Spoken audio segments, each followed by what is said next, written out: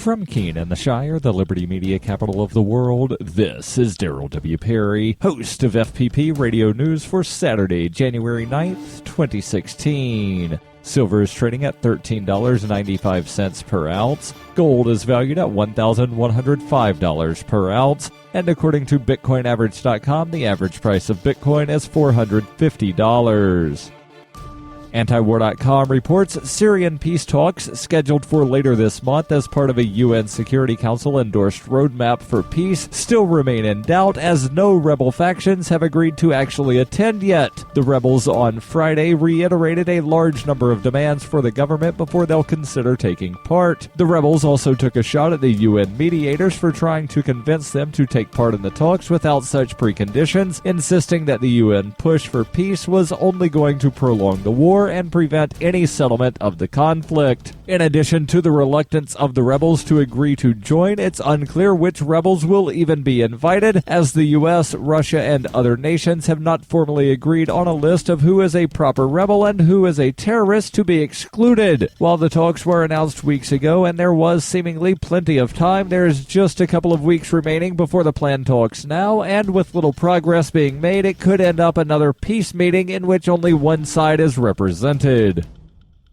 You can support FPP Radio by shopping online. Whether you're looking for precious metals, bitcoins, or books, you'll find that and more at shop.fppradio.com. Every purchase you make from one of my affiliates at shop.fppradio.com helps fund FPP Radio. Or you can shop directly from FPP with Bitcoin in the Bitcoin store. That's shop.fppradio.com.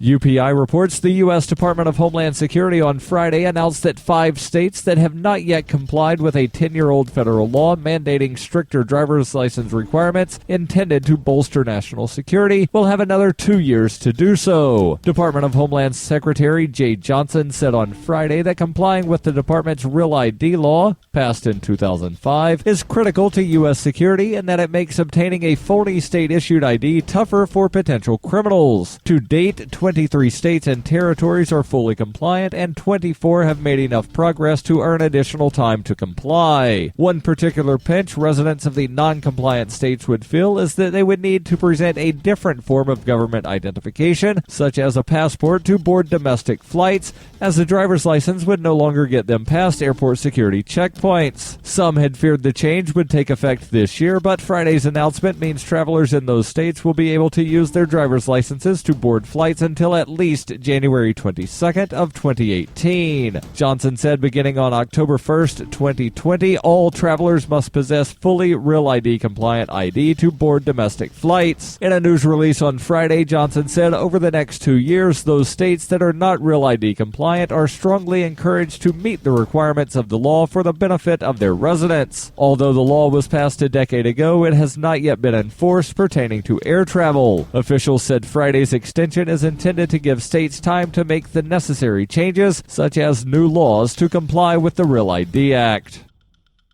For nearly 40 years, Roberts & Roberts Brokerage has been a trusted source for buying and selling precious metals like gold and silver. They also take Bitcoin for precious metal purchases and have permanently removed the minimum purchase amount for all orders paid in the digital currency. Call Roberts & Roberts today for knowledgeable advice on buying and selling precious metals and a forward-thinking approach to new technologies. 800-874-9760 or visit online at rrbi.co. Reuters reports a New York City police sergeant is facing internal disciplinary charges for her role in the chokehold death of an unarmed man whose fatal police encounter in 2014 spurred nationwide protest. Police officials said Sergeant Kizzy Adonis was served with department charges on Friday and placed on modified duty. Adonis is the first officer to be formally charged with wrongdoing in connection with the death of Eric Garner. Adonis was supervising officers at the scene, and the department did not specify the exact charges she faces. The police department had put its internal review on hold at the request of federal prosecutors, but police said the decision to bring department charges against Adonis was prompted by a disciplinary statute of limitations that applied to her case, but not to the case of Daniel Pantaleo. This has been FPP Radio News, online at fppradio.com.